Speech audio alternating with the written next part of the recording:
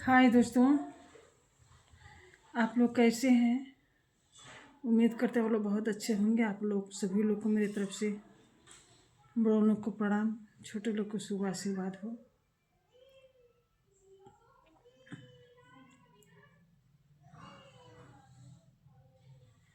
देखिए दोस्तों, मैं एक आप लोग को बहुत बढ़िया बात बताने जा रही हूँ। आप लोग को मेरी बात को सुनिएगा बहुत ध्यान से। और एक बात पंडित और छत्री के लिए ज़्यादा करके है। देखिए, पहले के लोग जो हिंदू धर्म था, जो हिंदू शास्त्र था, हिंदू धर्म था, पहले के लोग आदमी लोग ठाकुर छत्री के लीलार पे चंदन और गले में जनेऊ, हाथ में रक्षा, 3 चीज जरूर रहता था। अब के लोगों को इसका कोई मतलब ही नहीं है। पहले जितना आज के लोग दवा कर रहे हैं, जितना बुराइयां कर रहे हैं, जितना भ्रष्टाचारी में बढ़ रहे हैं, इस सब का कारण सिर्फ यही है। पहले के जैसे नारी होती है, उसके अंग अंग में सर से लेके और अंगूठा तक उसको पहनना पड़ता है। भगवान ने ऐसा रीति रिवाज बना दिया है कि नारी को इतना बांधा है, इतना बांधा है कि उसकी अंगुली अंगुली को बांध दिया है। उसी तरह भगवान ऐसा भी बनाया है कि क्षत्रिय और ब्राह्मण का जनेऊधारी होते थे। जब उनकी शादी नहीं होती थी, वो कुंवारा रहते थे, तो कोई बात नहीं था। लेकिन जब शादी होता था, जो लोग जनेऊधारी नहीं होते थे, उनकी शादी होता था तो उसी में ही जनेऊधारी हो जाते थे।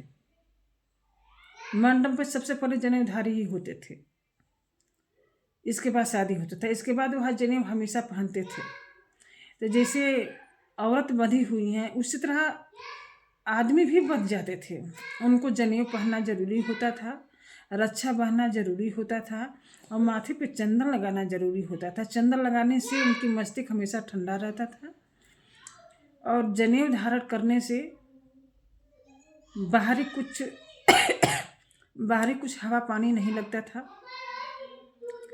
और जनेऊ इतना रक्षा करता था कि लोग बाथरूम जाते थे, कोई क्रियाकलाप करने के लिए जाते थे, तो अपने कान में उसको दोबारा बांध लेते थे। इसके बाद उनकी पूरी शरीर की जो पूरा नसें थी, उनकी शरीर मस्तिष्क थी, वो बधी रहती थी। हार्ट अटैक हो या कोई बीमारी हो या कोई प्रॉब्लम हो, इससे वह जनेऊ बचाता था, रक्षा था हाथ में। तो वो रक्षा क्या करता था कि वह आदमी लोग को बुरा काम करने से बचाता था। वह रक्षा जो है अधर्म करने से, किसी को मारने से और कोई अधर्म काम करने से, यह रक्षा जो है हमेशा अपने बलों का और हाथों का रक्षा करता था। कभी लोग ऐसा काम नहीं करते थे। नारी को बहुत कम लोग मारते थे या कोई बुरा कार्य करते थे, या किसी को बाहर भी जा करके मारना पीटना, या किसी को गाली देना, किसी को अब्द शब्द का उत्वा करना, ये सब वो लोग नहीं करते थे, क्योंकि आदमी भी बंधे थे। वह जनेऊ में और रक्षा में और मस्तक की चंदन से वह बंधे रहते थे। और आज का क्या है, आज शादी भी हो रही है और जनेऊधारी भी हो जा रहे हैं, और शादी होने के बाद जब घर आ रहे हैं तो जनेऊ उठा करके तुरंत उतार के फेंक दे रहे हैं। जनेऊ का कोई मतलब नहीं रहा है। रक्षा तो बांध रहे हैं, पूजा पाठ होता है तो चंदन लगा लेते हैं, बकिया उनका चंदन लगाने का कोई मतलब ही नहीं बनता है, और जनेऊ का भी कोई मतलब नहीं बनता है। शादी हुआ, जनेऊ पहने और दुल्हन का विदाई करके घर पे आए और जनेऊ निकाल करके फेंक दिए, उनका बस काम हो गया। सबसे पहले वह जनेऊ का ही अपमानित कर दिए, जो उनकी शरीर की इंद्रियों को बिटो के रखता था, उसी का ही अपमानित करके निकाल कर फेंक दिया। अब बताइए उनकी जीवन कैसे अच्छी से रहेगी। कलयुग इसीलिए भगवान ने ऐसा ही परंपरा रच दिया कि जैसे मनुष्य होंगे वैसे जमाना होगा, वैसा ही उसी का नाम रख दिए कि कलयुग आएगा। ऐसा कलयुग आएगा कोई किसी को पहचाना नहीं पाएगा। वही दिन आ गया है। देखिए कितने लोग, कुछ लोग कोरोना में मरे, कुछ लोग कोरोना का सुई लगा के अटैक से मरे, कुछ लोग इधर उधर एक्सीडेंट में मर जा रहे हैं। और देखिए लोग बोलते हैं कि क्या प्रलय आएगा।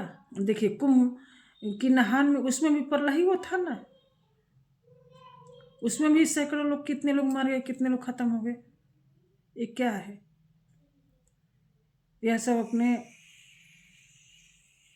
अब क्या कहें, आप लोग तो समझदार हैं।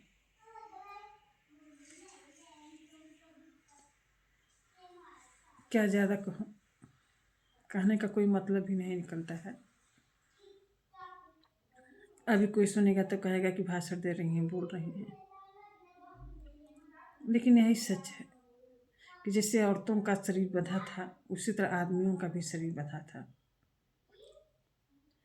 आज जैसे औरत भी शरीर बांधने के बाद भी तोड़ के निकल जा रही हैं, उसी तरह आदमी भी अपने इंद्रियों को तोड़ के आगे बढ़ जा रहे हैं। कोई किसी का मतलब नहीं। दोस्तों मैं ज़्यादा कुछ नहीं कहना चाहती हूँ, हो सकता है किसी को बुरा लगे हमारी बात को, इसीलिए आप लोग से क्षमा मांगती हूँ। जो भी मुझसे गलती जबान से निकला होगा, इसके लिए आप लोग मुझको क्षमा कीजिएगा। मैं यही अपने जबान को बंद करती हूँ, हो सकता है जबान से कुछ और निकल जाए। इसीलिए दोस्तों जो भी मुझसे गलती हुआ होगा, इसके लिए आप लोग मुझको माफ़ कीजिएगा। मेरे चैनल को आगे बढ़ाइए। जो भी मुझसे गलती सही हुआ होगा